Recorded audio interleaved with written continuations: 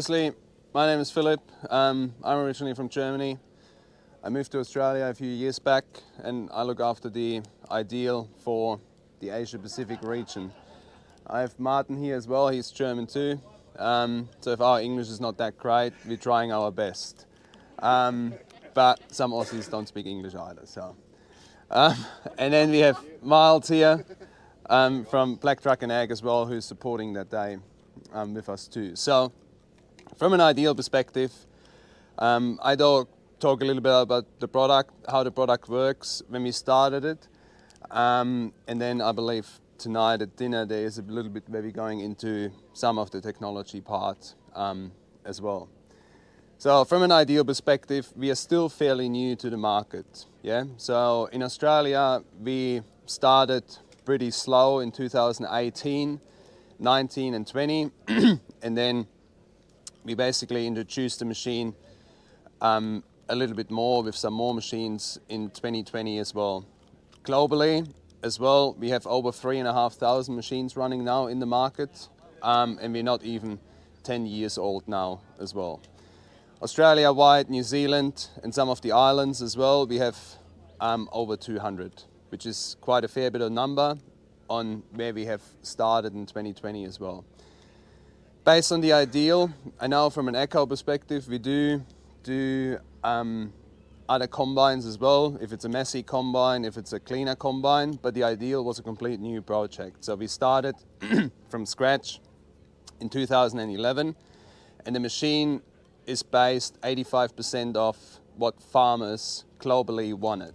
So we traveled the world, we traveled a lot of countries, and we interviewed over 3,000 farmers at the time in 2010 and 2011.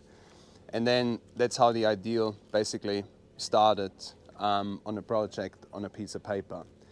So still fairly new, not even 10 years old, but we are in a good spot where we want to be from a machine perspective as well.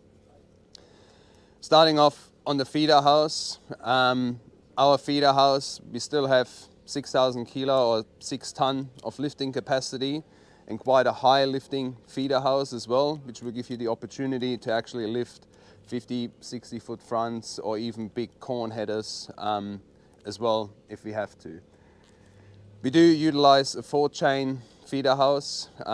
Previously we had a 3-chain, but we changed it now all to 4-chain feeder house chain as well, which we can as well pitch this one, or we can tilt it to the left and the right as well.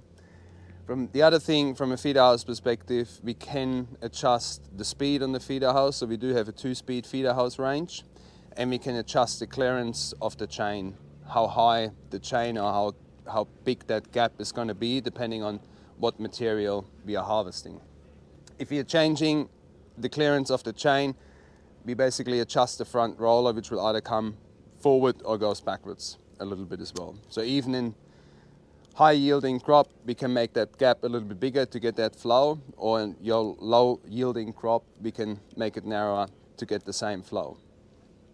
Based on that, looking at our feeder house and looking at some of the competitors, being a based European machine, we are a narrow body machine and we do not have a wide body machine, which means we are trying to utilize the same width on when the crop enters to when the material basically comes out the back.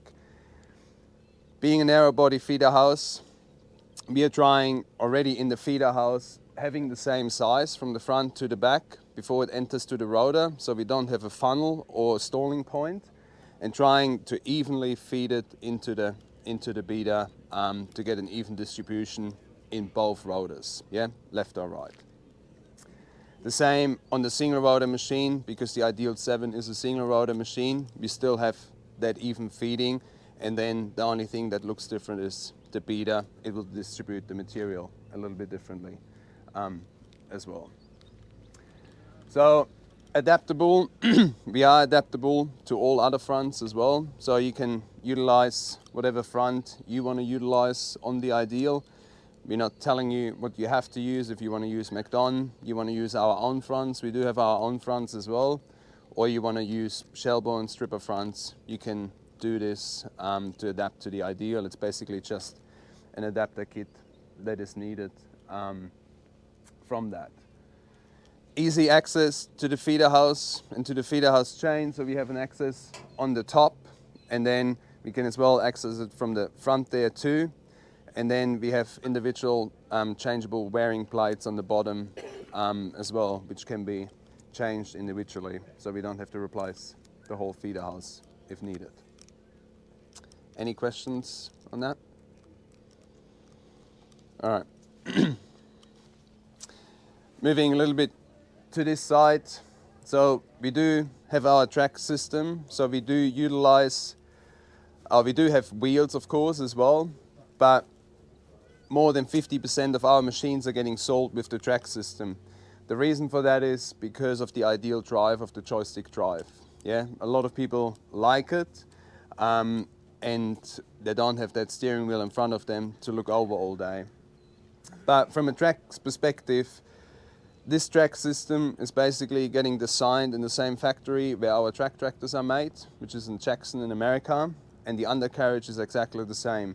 We do use a double push effect, which means this roller, these two rollers, and this roller is individually suspended. So if we drive over something, we don't go up and fall down, we basically just drive on the contours to follow the ground.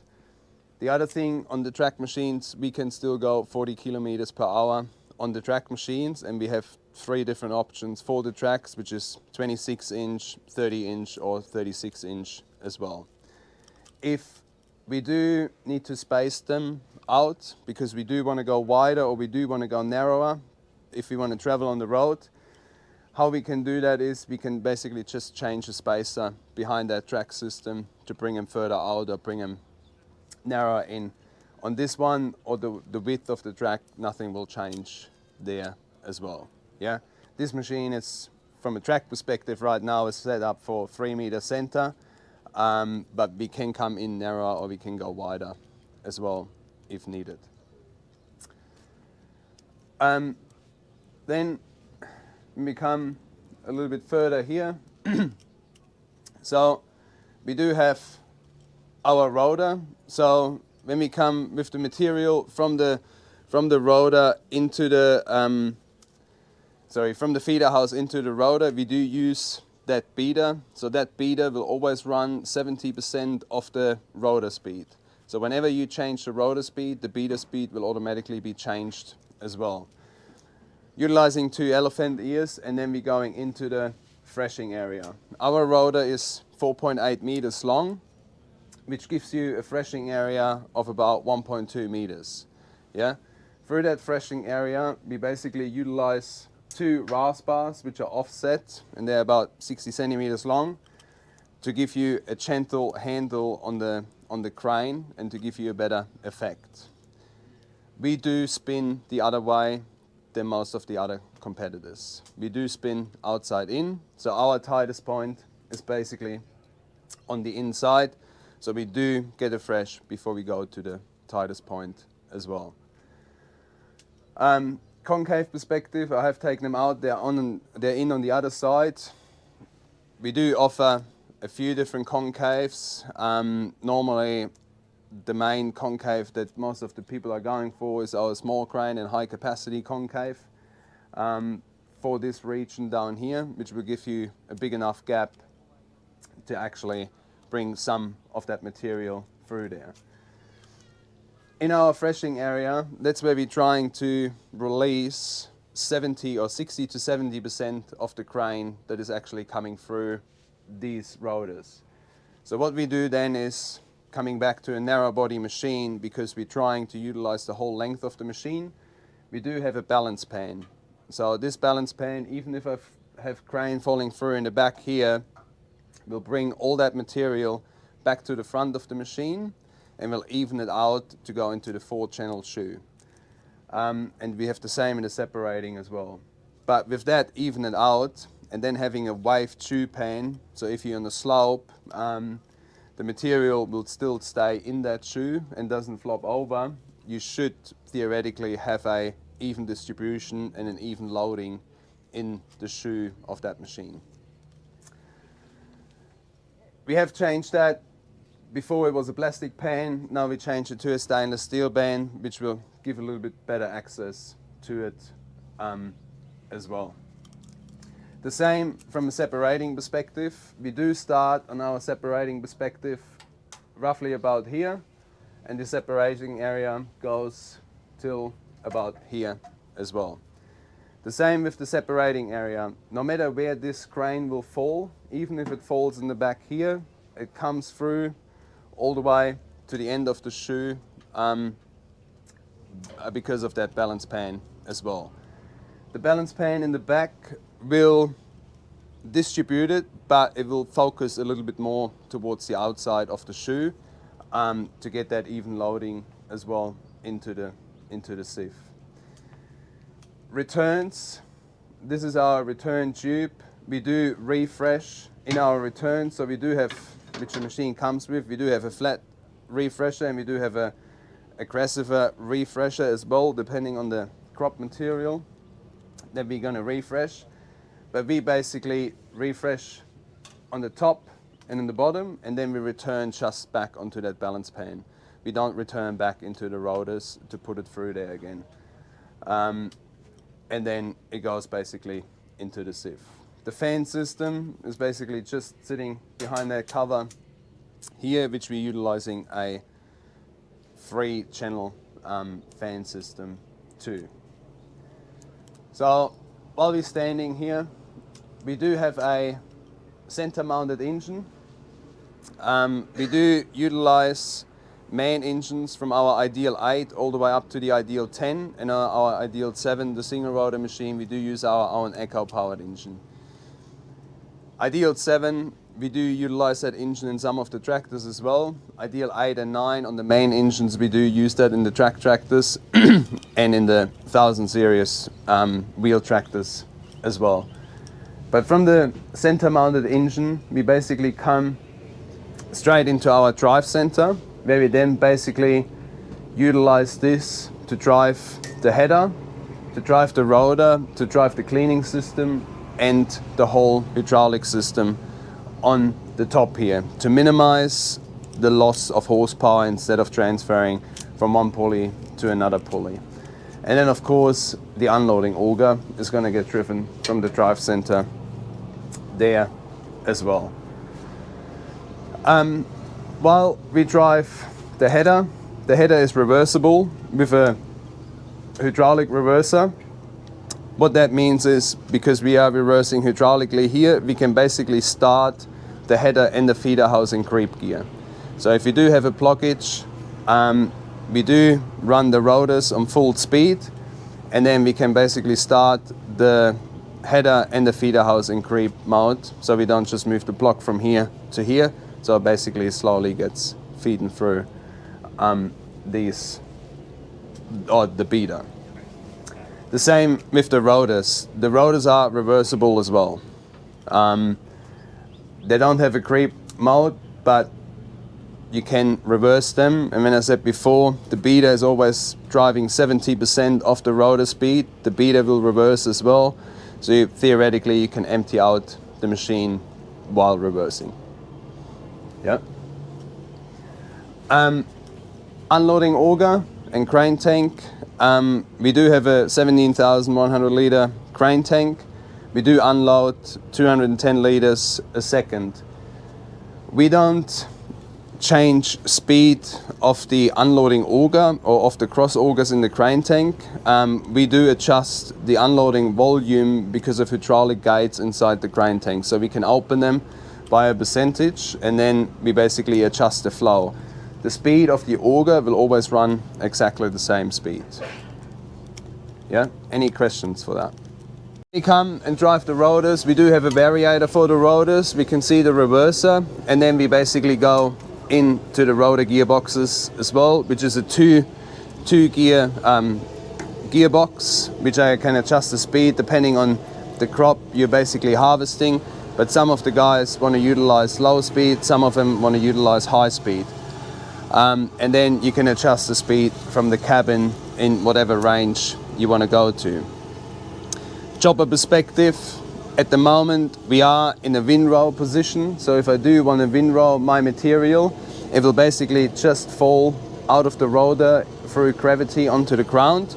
Or if I do want to put it through the chopper, I just basically move the chopper from this position into the front position, which either can be done from the cabin or it can be done from the lever just on the toolbox there as well, and then it will come forward.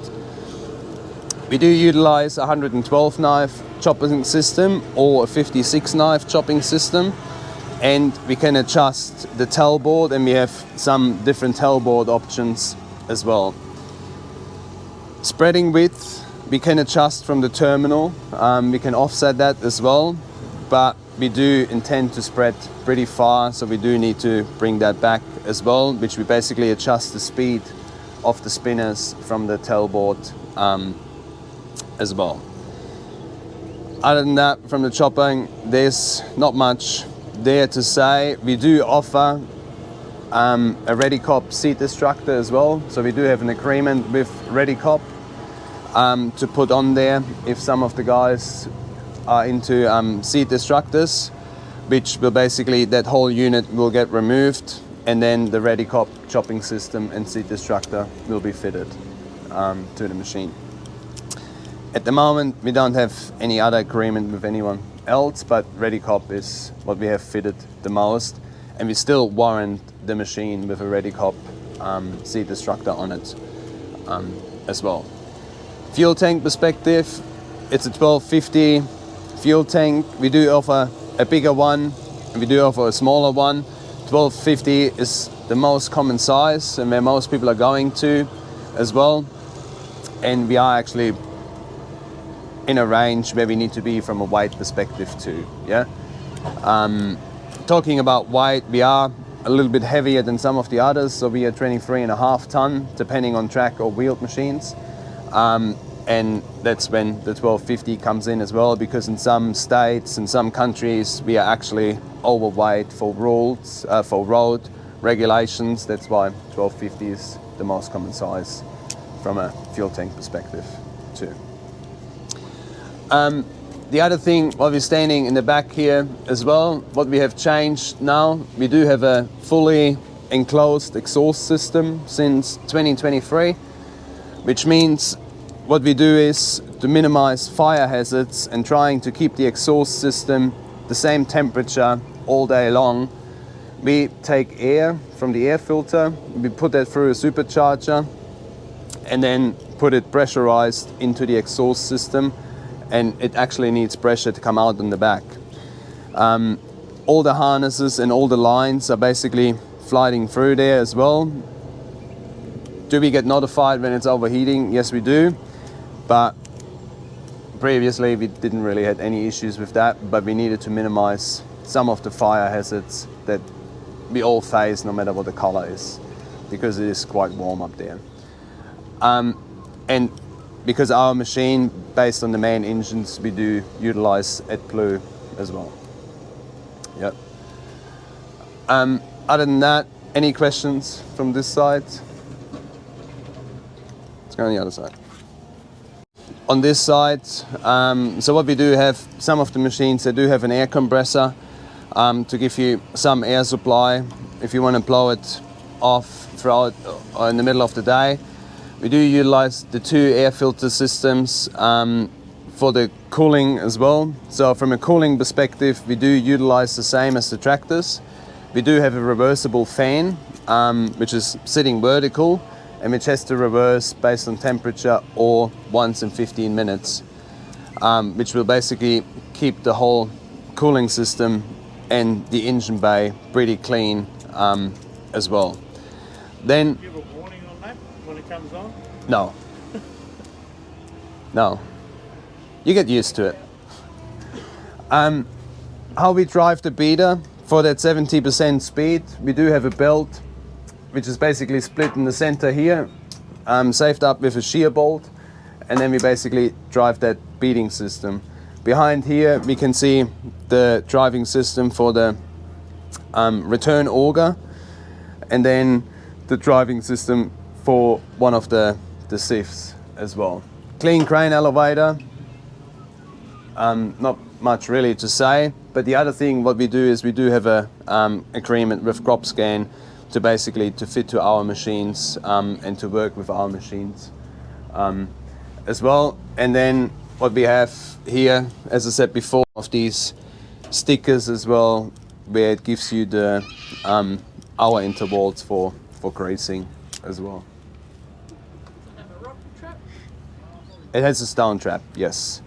So our stone trap does have a sensor on it. You can still engage the machine, but it will tell you that the stone trap is open. Yeah. Just shut the front off then, will it?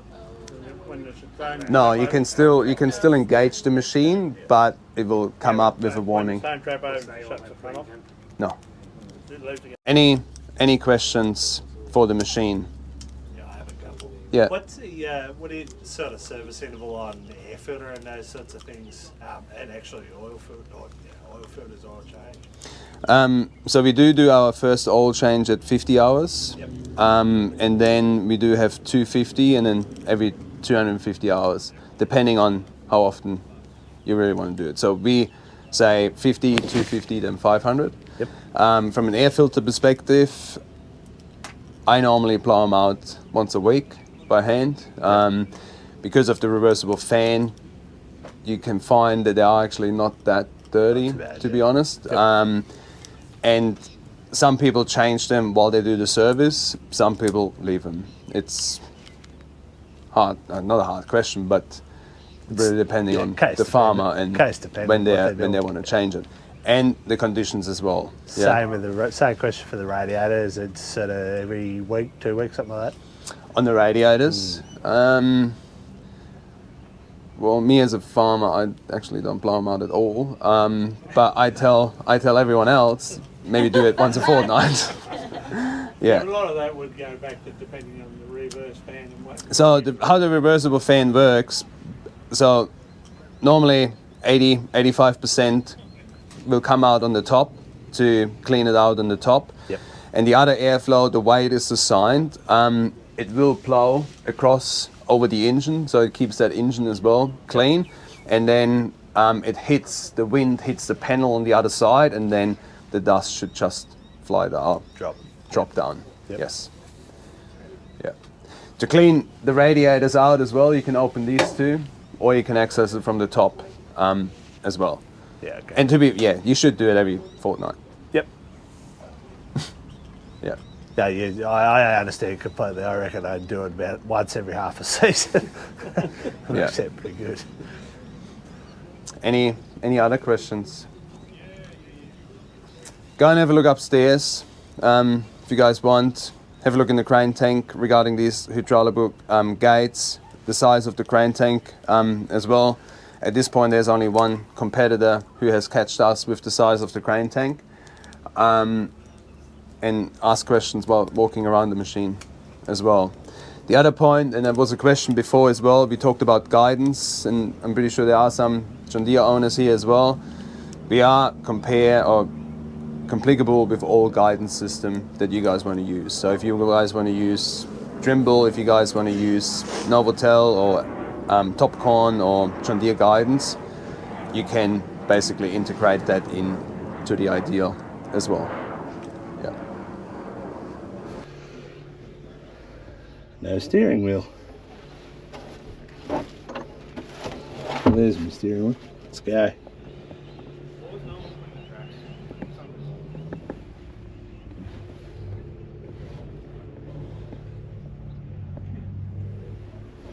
Still got the foot pegs there.